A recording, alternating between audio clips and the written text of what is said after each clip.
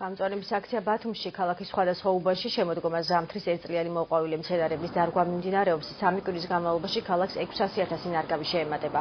ყვავილები სეზონურად ირგვება და მათი ყვავილობის პერიოდი გვიან გაზაფხულამდე გრძელდება. პროგრამას მერის გამწვანებისა და ლანდშაფტური დაგეგმარების სამსახური ახორციელებს. ამ ეტაპზე კეთდება უკვე შემოდგომა ზამთრის ერთწლიანი მოყვავილი ყვავილების დარგვა.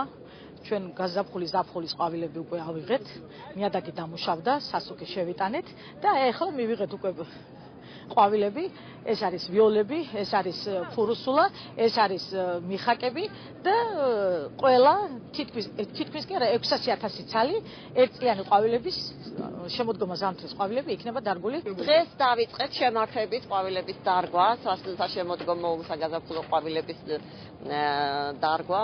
ძალიან დიდი რაოდენობით უკვე ხედავთ როგორი მონტობებით გულისხმურით რგავენ. საერგება მთლიანად ქალაქის ტერიტორიაზე, კი არა გარეუბნებშიც.